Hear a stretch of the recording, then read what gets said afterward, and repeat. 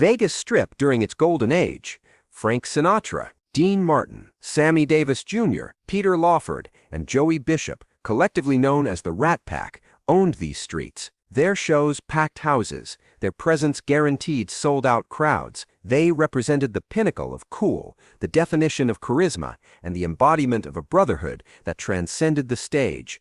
But beneath the glamour and the sold-out performances, a darker reality simmered just below the surface. The mob didn't just have influence in Las Vegas during this period. They essentially built the city, the casinos, the hotels, the entire infrastructure of entertainment that made Vegas what it was. All of it carried the fingerprints of organized crime. These weren't silent partners lurking in shadows. They walked through casino floors, sat in VIP sections, and expected deference from everyone, including the biggest stars in show business. Sammy Davis Jr. stood apart in the Rat Pack, not just because of his extraordinary talent, but because of the additional weight he carried every single day.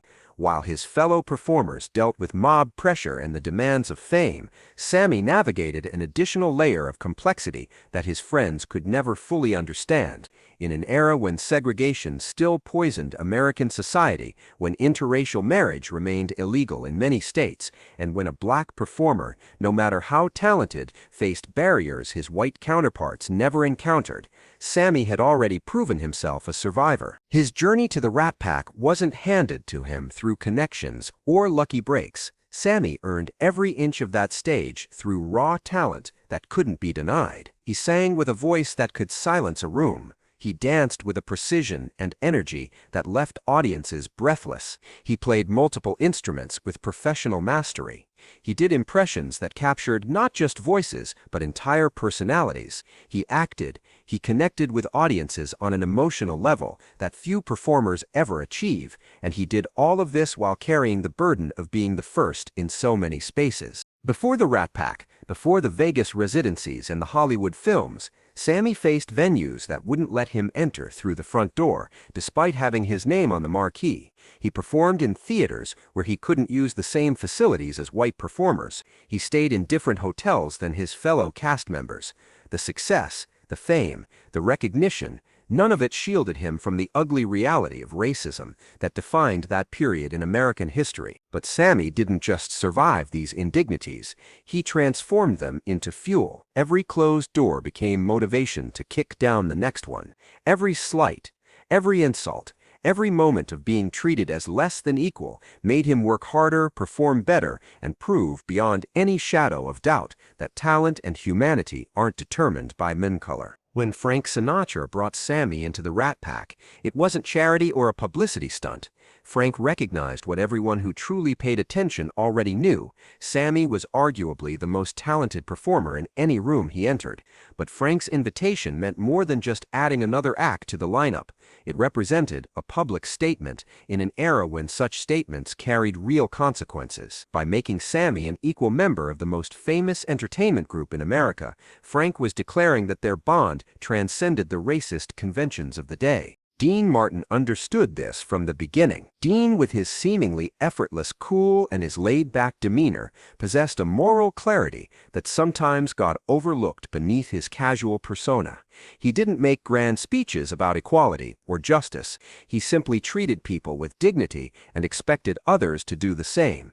When it came to Sammy, Dean saw a brother, a friend, and a fellow artist who deserved respect, period. The relationship between Dean and Sammy ran deeper than professional courtesy. They genuinely enjoyed each other's company. Backstage, between shows, during rehearsals, they shared jokes, stories, and a mutual understanding of what it meant to work at the highest level of their craft. Dean admired Sammy's work ethic and his refusal to let anything diminish his excellence. Sammy, in turn, appreciated Dean's quiet strength and his unwillingness to compromise his principles, even when doing so would have been easier. But admiration and friendship are easy when everything's going smoothly. The true measure of any relationship reveals itself when tested, when standing by someone carries a cost, when loyalty requires courage rather than just sentiment. That test came during a performance at one of Vegas's most prominent venues.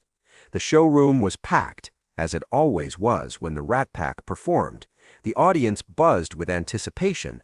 Dressed in their finest, ready for an evening of world-class entertainment. The mob bosses sat in their usual prominent positions, surveying their domain, reminding everyone through their mere presence that they held ultimate power in this desert oasis. One particular mob figure, a man whose reputation for cruelty matched his influence, whose word could end careers or worse, whose temper was as legendary as his criminal empire, had decided that this evening would be different. Maybe he felt that the Rat Pack had become too comfortable, too independent.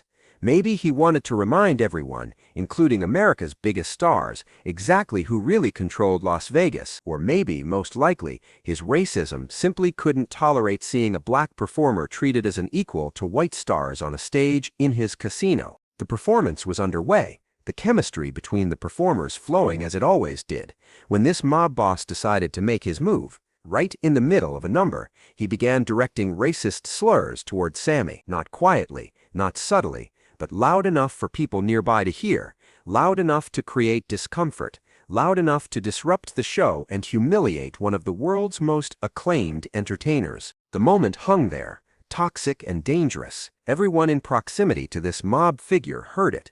The showroom staff froze. Security personnel, who worked for the casino which ultimately answered to the mob, did nothing. Even some audience members, horrified by what they were witnessing, remained silent, afraid of becoming the next target.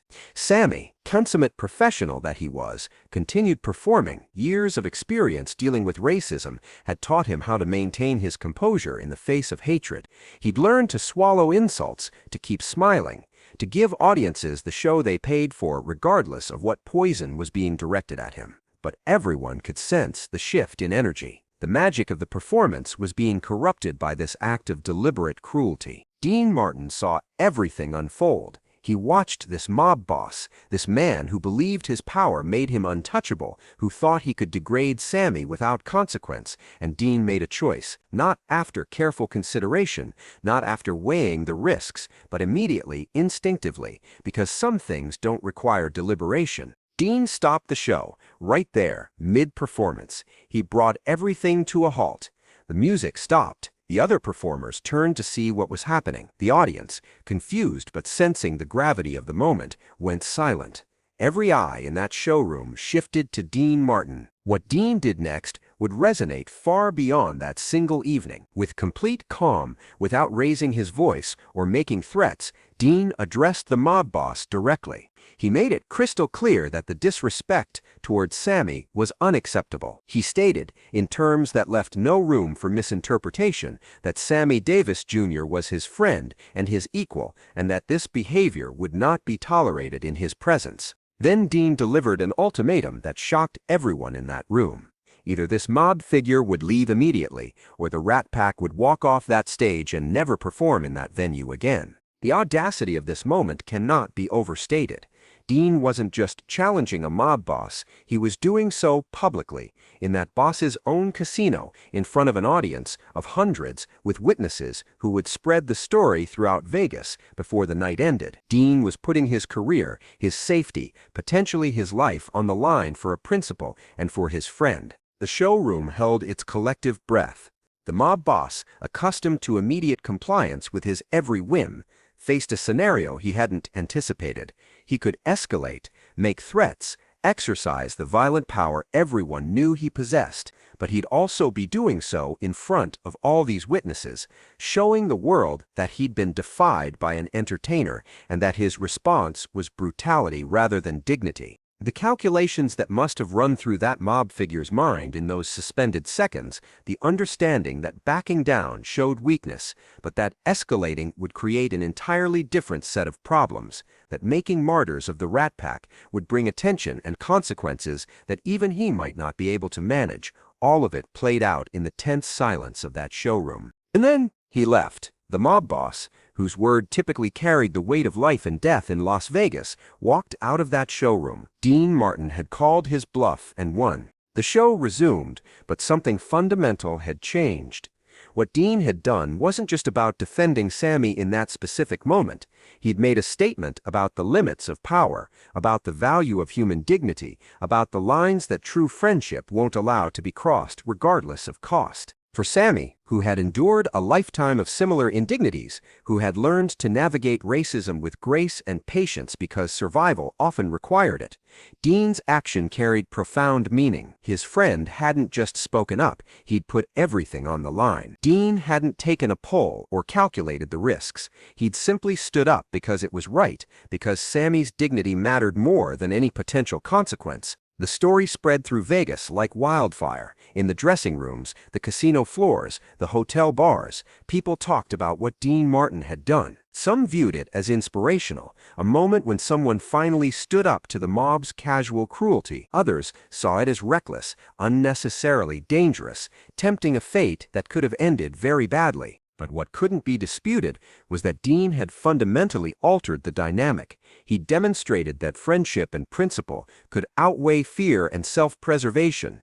He'd shown that the mob's power, while real and dangerous, wasn't absolute when confronted with genuine courage. The relationship between Dean and Sammy deepened after that night. Trust transforms when tested and proven authentic. Sammy knew, with absolute certainty, that Dean Martin wasn't just a performing partner or a professional colleague. He was someone who would risk everything when it truly mattered. That knowledge created a bond that went beyond entertainment, beyond the stage, beyond the glitz of Las Vegas. For Dean, the incident reinforced his own character. He wasn't a crusader by nature, wasn't someone who sought out confrontation or made grand gestures about social justice. But when the moment demanded it, when a friend needed defending and a principle needed upholding, Dean discovered in himself the courage to act without hesitation. The broader implications of that night rippled outward in ways both obvious and subtle. Other performers took note.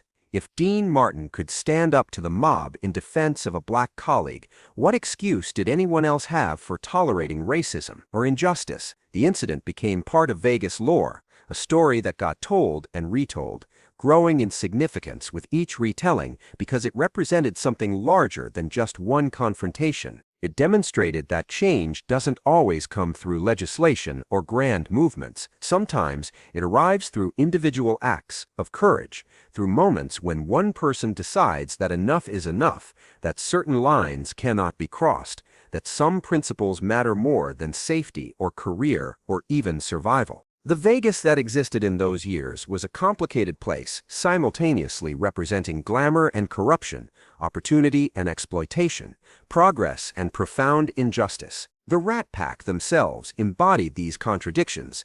They broke barriers while performing in venues that maintained segregated policies. They challenged social norms while working in establishments controlled by criminals. They represented a new kind of integrated American cool while still operating within deeply racist systems. Dean's defense of Sammy didn't solve racism in Las Vegas or in America. Sammy would face additional discrimination throughout his career and his life. The mob continued controlling Vegas for years afterward.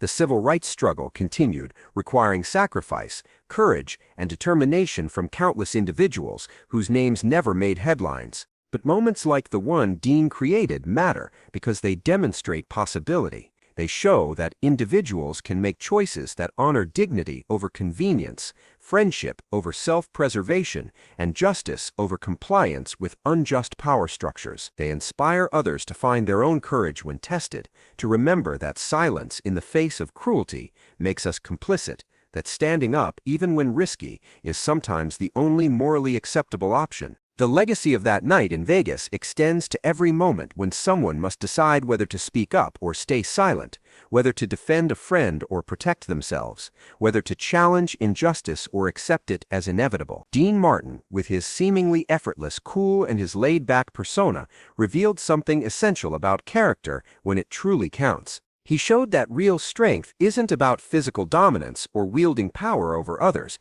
It's about having the moral courage to stand firm when principles are on the line. He demonstrated that genuine friendship means being willing to sacrifice for those you care about, not just when it's convenient, but especially when it's dangerous. And he proved that even in environments controlled by those who believe power makes them untouchable, individual acts of defiance can create moments of profound change, can shift dynamics, can remind everyone watching that courage exists and that decency still matters. The entertainment world lost both Dean and Sammy years ago, but the example they set during their time together continues resonating. Their friendship, forged in the spotlight, but tested in moments like that confrontation with the mob boss, represented a vision of what relationships could be when stripped of racism, when built on genuine respect and mutual admiration. When we remember the Rat Pack, we often think of the performances, the style, the cultural impact of their entertainment. But perhaps their most important legacy